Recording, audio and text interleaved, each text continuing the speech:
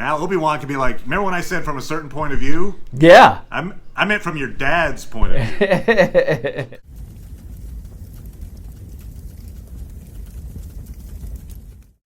Hey, Internet. It's Paul. It's Matt.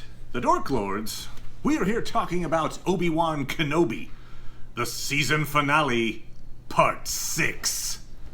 We open with Reva arriving on Tatooine looking for Owen, apparently shrugging off the through-and-through lightsaber torso injury, just like the Grand Inquisitor. That's right.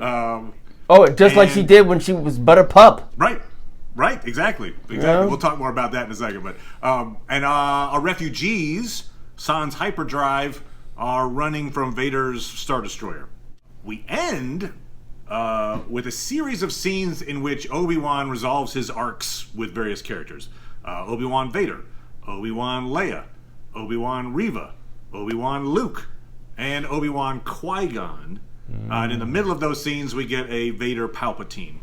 Some very effective scenes in there. I read an article with a showrunner. Here comes Mr. Pickles, by the way. Mr. Pickles enjoyed it very much. Okay. Very good. Not that much. Okay. I read an article with showrunner saying they intended this to be a limited series, but they're contemplating a season 2, which to me means there's probably going to be a season 2. But anyway. Sure. So, Paul, what did you think of the season 1 finale? I liked it. I didn't love it, but I didn't hate it either. So that brings me around to liking it. I mean, I think it's important to measure that because, I think it could be better, but I also think it could be worse. So, the main part for me is that I felt that the star of it, Obi Wan Kenobi, his arc was satisfying. He felt demoralized and guilty, and by the end, he felt a renewed push to protect Luke. So that worked for me. And it was nice to see... maybe a sense of acceptance about Anakin, the loss of Anakin, maybe, too. Yeah. I think I agree with your comments that I liked it but wasn't, in love with it. But I will say this, to its credit, I think this is the best of the 6 episodes. So I think it ended on its strongest note, which is always a good thing for a series. We talked about that with Severance, where Severance... that last episode was so strong, and it's just so great to come build, boom. And so I feel like this series did that as well. It ended with its strongest material. Yeah, I mean, unfortunately, I can't remember, and I don't know that I'll go back to watch the prequels. I didn't actually think that Obi-Wan Kenobi had a fight like this in him. Right. The powers, I mean, it looked awesome. I mean, throwing the boulders, using their force powers against each other, it was very cool. But you're right. It's like, did he have that? But, okay. He had an ambiguous amount of midichlorians, and they all paid off in this moment. The fight scene was pretty epic. They spent some time on it, and you could tell. Just to go back to the getting stabbed. So, we had 3 instances in this show alone of I was stabbed by a lightsaber through my back. So, through my spine, through my internal organs, and I more or less shook it off. You had Reva twice and the Grand Inquisitor. So what that makes me think is, in Star Wars terms now, the through-and-through stab is now the equivalent of the trickle of blood off the corner of the mouth. You remember, 80s action movies, it was always that was the signature, oh, he's hurt, but he'll be fine. You're putting it, above, a flesh wound. You're just he got hit in the face, and there's a little blood trickling out of his mouth. It's all it is to you. You're like, I mean... She is on Tatooine. Maybe you see her grimace occasionally, but basically she's none the worse for wear. A day after being stabbed through and come on. Anyway, woo. But yeah, so just to go back to the 80s real fast, the sign that you were in trouble, you were giving your "I'm about to die" monologue, blood coming out of the ear. If blood's coming out of the ear, that's oh, that guy's brain is gone. Oh, he's in trouble. But mouth, fine. Oh, I got the thing out of the mouth. Okay, all right. So now you can get stabbed through and through, and you're fine. but no, the fight scene between Vader and Obi-Wan did feel great. I liked some of the symbolism of it too. I liked the fact that Vader was trying to cover Obi-Wan up, almost like I'm covering up the fact that yes. Our past together. I'm going to bury you like I buried my past. That last line, the line where he's like, "You didn't kill Anakin Skywalker, I did." Whatever he's like, it's a great line. And it also then they kind of gave a nice little rationale for in the original series. Now Obi-Wan can be like, remember when I said from a certain point of view? Yeah. I meant from your dad's point of view. Pretty much told me himself that he killed himself, so I did not lie. Yeah, I have a recording right here. Listen. See? Proof.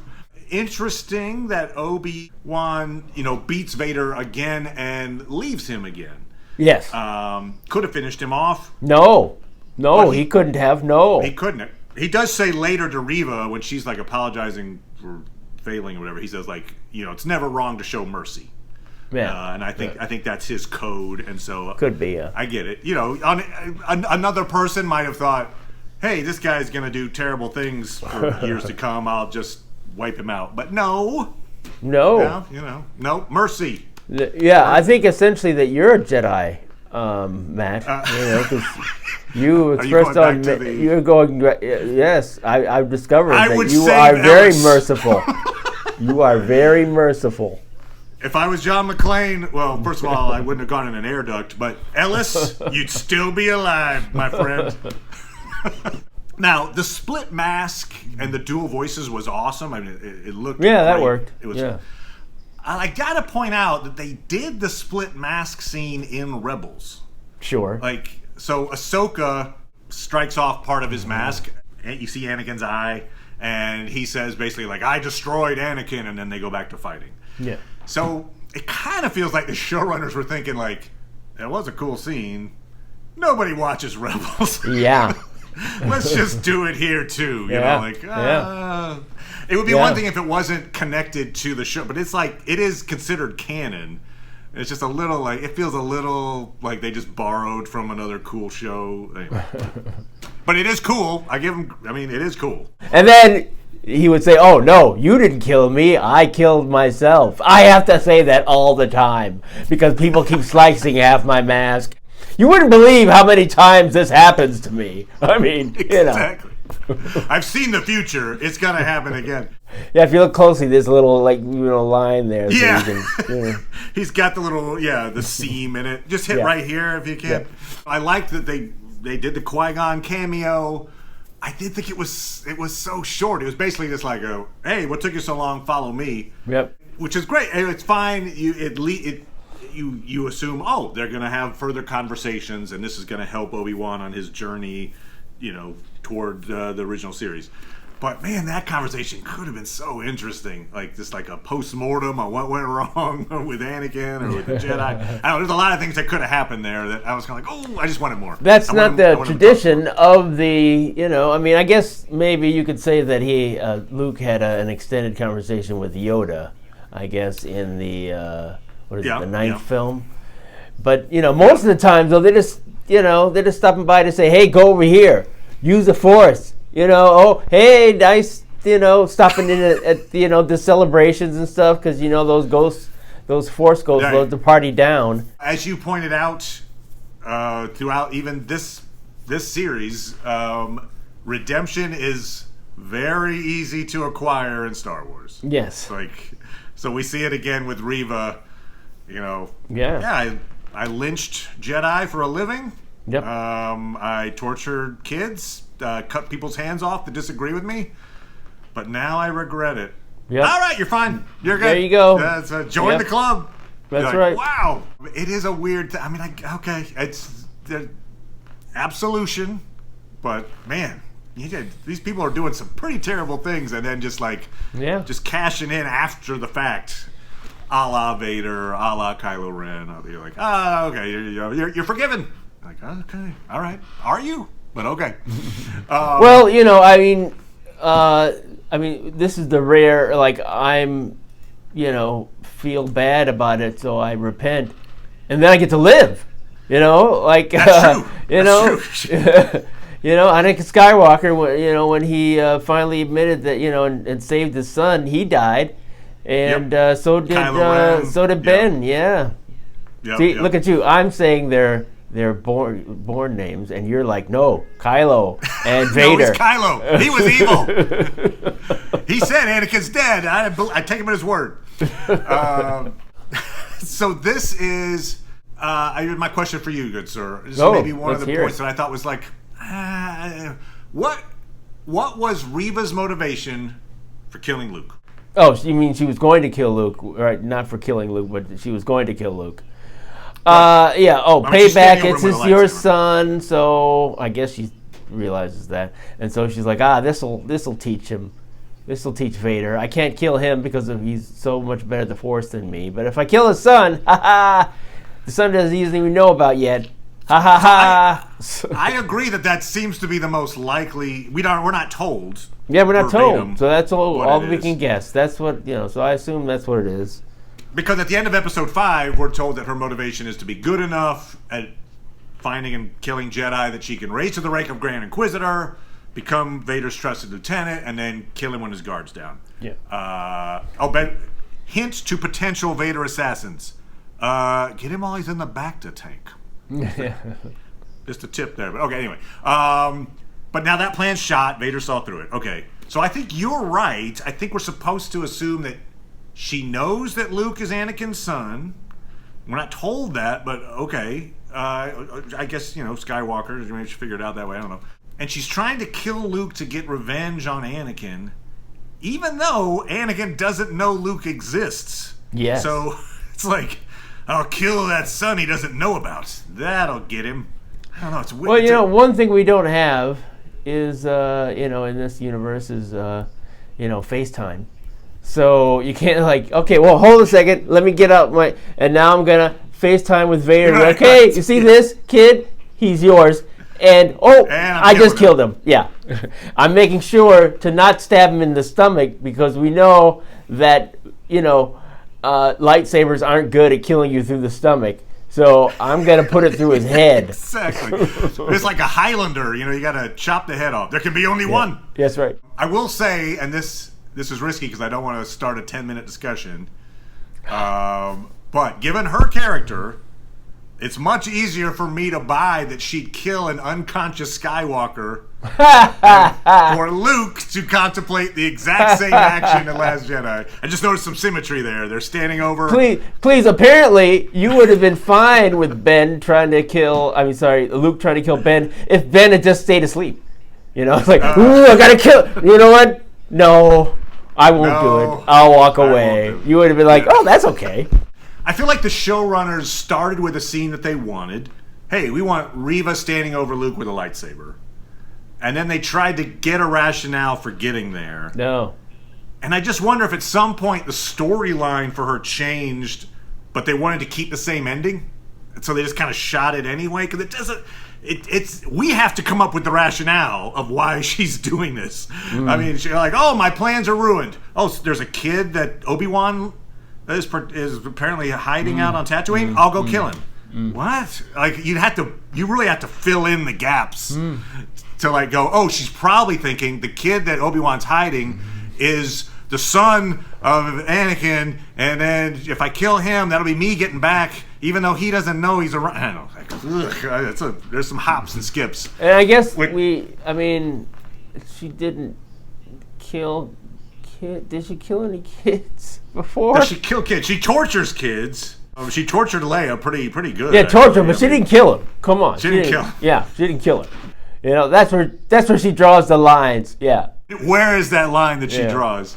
I thought at one point, well, maybe it's that she has this grudge against Jedi, and so she only kills Jedi. But then her torturing Leia, not realizing Leia is Force sensitive, I feel like I think she's. I don't think she didn't kill Leia. She didn't tortured her. That's all. She just tortured her. Just tortured her. She brought her to the brink of death so that Leia and would you could have cry out to argued Obi-Wan. that if she really did, which she did, I guess, put a tracker in that little robot thing. Maybe it was all part of the whole make the Jedi reveal themselves thing. And then if I torture this little girl, that Jedi will show up. Torturing is not killing. So, no. Yes. Of course, and torturing worked to bring Luke to Cloud Planet. Yep. Oh yeah. No, you're right. Torture works in Star Wars for sure. Oh yeah. But this kind of reminds me the enhanced interrogation of Han Solo and Leia. This reminds me in a way of there was one of our comedy shows where we had a sketch that was like a Starsky and Hutch 70s cop show. But one of the cops was Bigfoot. Hey, there's a joke. Anyway, we had a big costume and everything.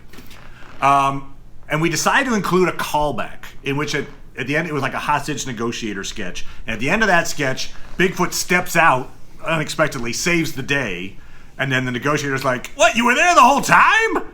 And then that's kind of the ending beat. But day of the show, we had to switch the sketches around. I think it was partially because of costuming, probably that damn Bigfoot costume. Anyway, we switched, but we didn't think about the fact that we moved the callback ahead of the sketch. So it became this completely non sequitur thing of like unintroduced Bigfoot just steps out into a scene, grabs the bad guy. You were there the whole time. And so I'm wondering if maybe Reva's motivation made sense at one point, but maybe by retconning their story, they kept the ending, but she gets to kill Bigfoot. That's my sense. No. But that maybe it made more sense at one time, and then they were like, "Oh, but wouldn't it be cool if Vader figures out her plan, and then she gets like left to die?" And then, like, I don't know. I feel like that was maybe a change in the story, but they were like, "But we're still ending with her standing over Luke and then making the choice not to kill him." Anyway, I don't know. I just feel it's a wonky road. Something I liked to see. This is kind of like real world thing, but. The actress playing Beru, she was a person who was caught up in that whole Nixium cult thing, and she and her husband were like the whistleblowers, or two of the whistleblowers for that. It's just good to see that she's back on the screen for something that's not cult related. So, yay for that! Yeah, I thought the scene with Leia was a touching scene where he's telling her about what she gets from her mom and her dad. Oh yeah, that worked for me. Your dad's Darth Vader. Like, anyway, don't ask. Yeah, don't ask. No, that's not going to help you. Knowing that information. Yeah, you just go on and kiss whoever you want to kiss. Right. You just go ahead. Name a kid after me who turns out to be terribly evil and is like that's right. Yeah, bring your dad back. It doesn't matter what those other people. I'm the only one. You get your sense of leadership and peace and love from your mom. You get your evilness from your dad. So I mean passion. Passion. Passion and what did you say? Remarkableness. I forgot, forthrightness or something. Yes, forthright. Yeah. You gotta give him he just gets right to that chopping and killing the people. He doesn't beat around the bush. He says what's on his mind. Yeah. He says what he thinks. Yeah. No filter. No filter, except the filter that's actually on his face. Yeah, that's it. That's all.